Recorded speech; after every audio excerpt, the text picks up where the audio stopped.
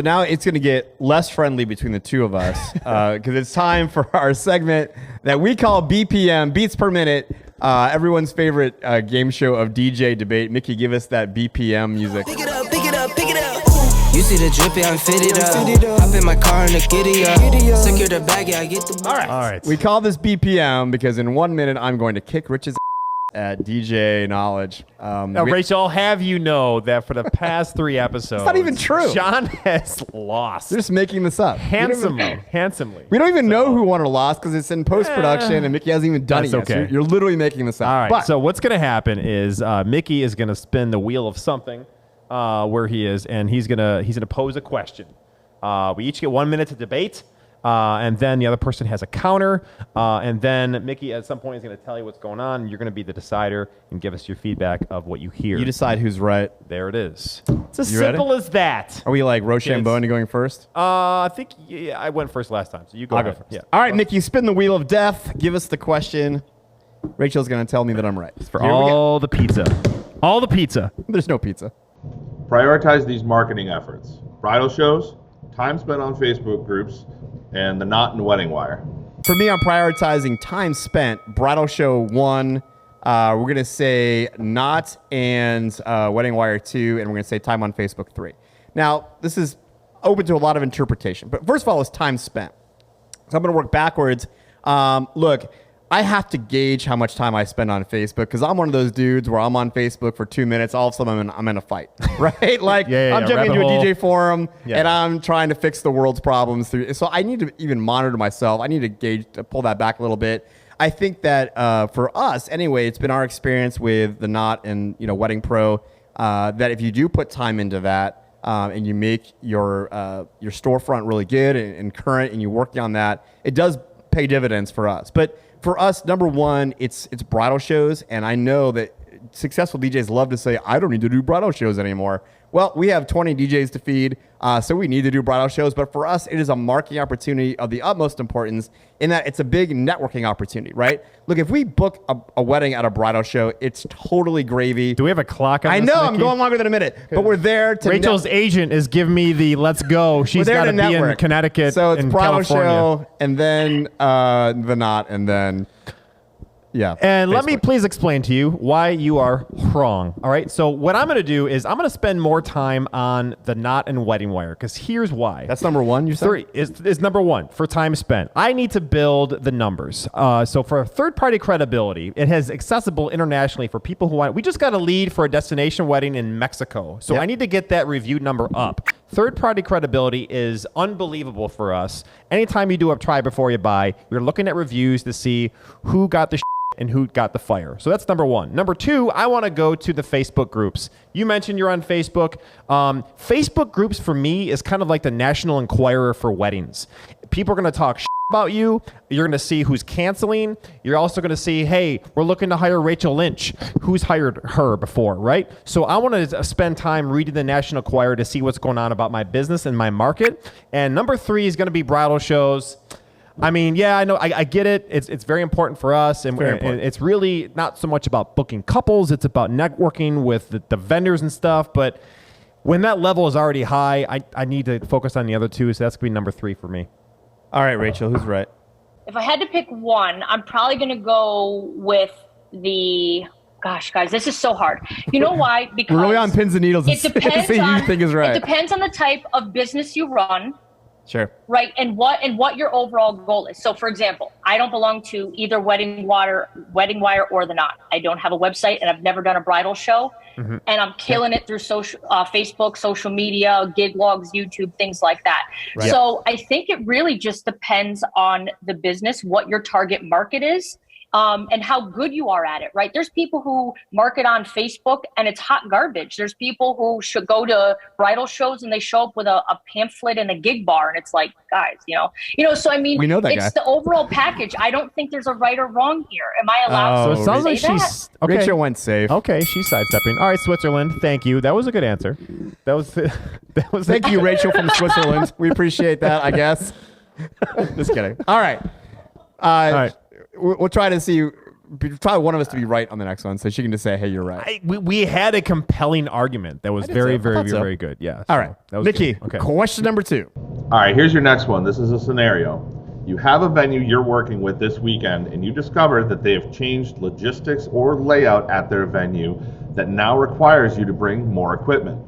Do you go back and charge all of the clients that have booked you at that venue for the new required equipment, or do you just suck it up and add it to newly booked clients going forward? That happened to us. Yes. Probably reasonable. This is real. So Very topical, Mickey. Good job. So this is what's going to happen is I'm not a big fan of rolling back expenses, especially it's the cost of a speaker that's going to sit in our warehouse or it's going to go with you to this country club that we're talking about to be able to accommodate the client. So I am going to not charge the client. I will bring enough equipment to adjust to smash the event. And then moving forward, the price structure's got to change because our approach is changing. It's going to be more labor. It's going to be maybe more cost. If you need more speakers, we need to increase that capacity. Do you haven't answered the question? Are you charging existing? Maybe not this I did. weekend. No, I did. You said this weekend. No, but I'm not. No existing couples that No. have signed a contract Zero. for that venue. I'm not charging. No. I think you're lying. The first 10 seconds, I said I'm not going to back it up and charge. No, I meant- I'm not one of those guys. Okay.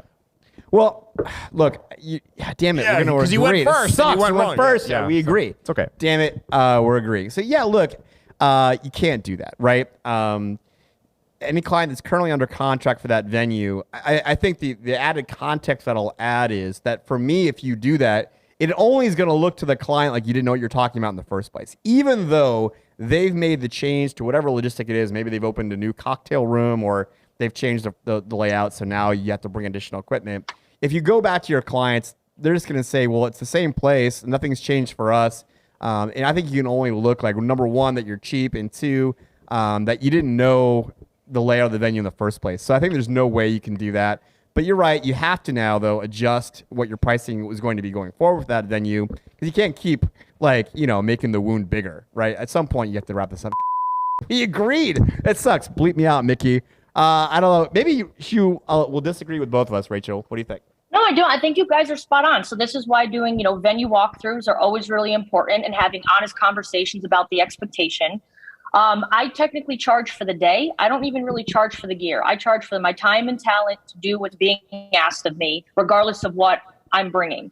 And then if the only exception to this would be is if the actual services have changed, meaning like they want to book a photo booth now, or Sure. they want a whole different type of service, then of course I'm going to readjust the invoice. And that's in my contract that I give them.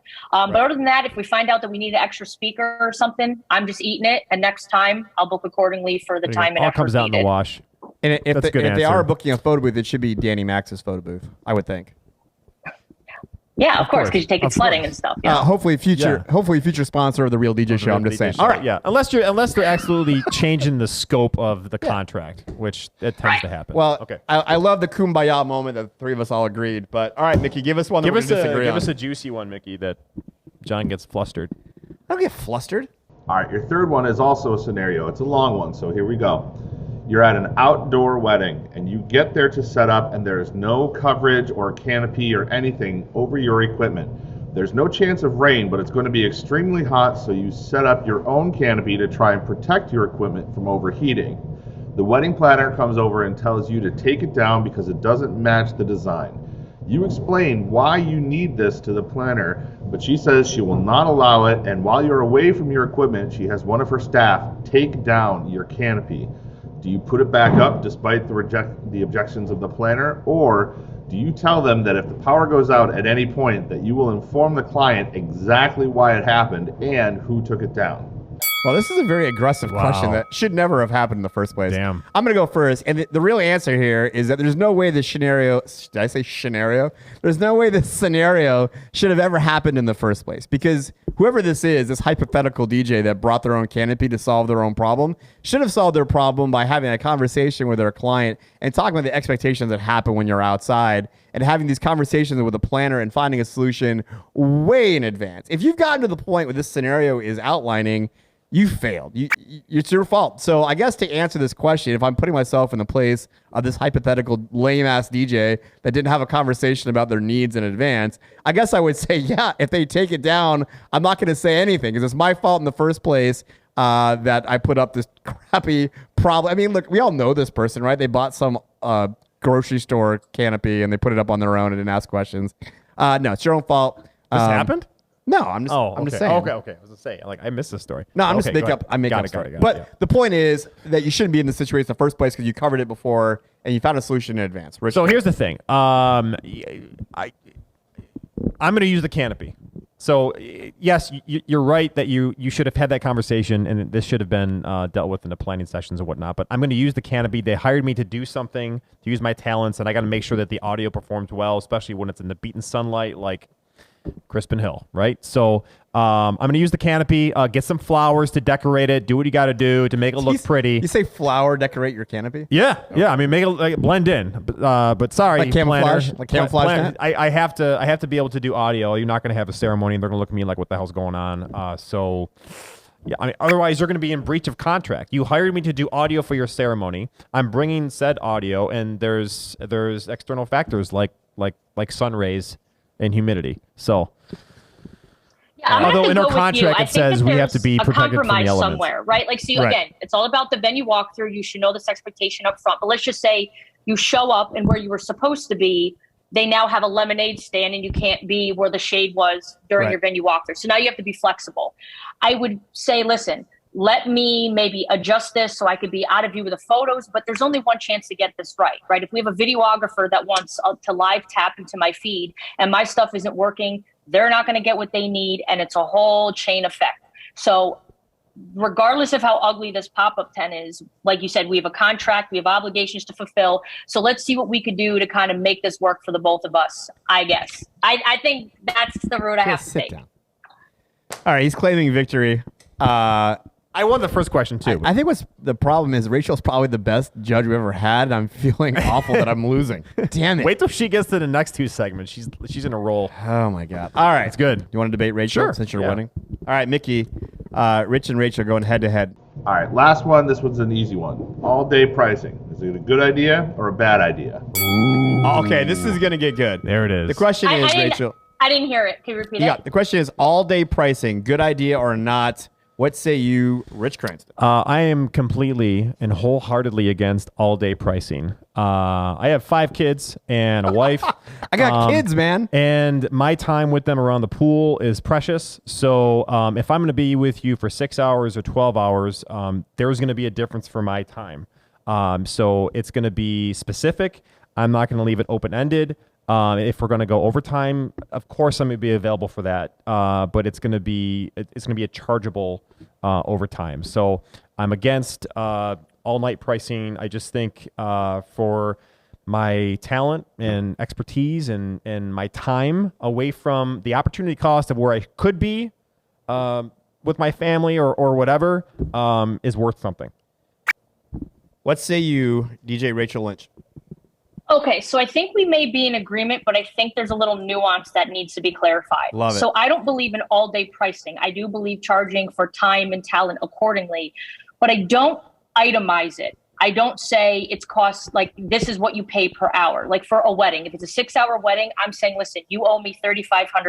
I know what that breaks down to the hourly rate, but I'm not itemizing it like that. They technically are paying me for the day, but we definitely have a contract that says I'm starting here, I'm ending here, and this is my overtime rate, if that makes sense. When you say here, it's a time? Sorry, go ahead. When you say I'm starting here, ending here, it's like I'm starting at 6 and ending at 12, and if we go to 1, it's extra? Yes. Okay. So when you say all day, what does that mean? Well, what she's saying is that she's not charging by the hour. So her okay. Right. Okay. She's not saying, hey, my rate is $100 an hour. Yeah, I'm not charging by the hour, and just because I'm a solo op, they're my only event for the day. Like I don't double book myself. So they're paying me for the day, but I'm charging accordingly for the time, expectation, talent to be there. And I'm not breaking it down in hourly payments. This is what you're paying for me to do what you want me to do for as long as you want me to do it. All right. Question 4 is a kumbaya. Although, frankly, I think Rachel communicated it better. So point to Rachel. Mickey, make that official on the video. Rachel looks better at a thumbnail on me. So, you won that. Congratulations. She's more credible. She's famous. Hey, you just caught a segment of Beats Per Minute, the game show of competitive DJ debate. If you want to see the episode of The Real DJ Show that this came from in its entirety, make sure you check out the link in the description. Of course, we want to know what you think, so blow up the comment section below and join the debate. Of course, we always want you along, so make sure you like this video, subscribe to our channel, and ring the little bell for all of our new content. Hey, we'll see you next time.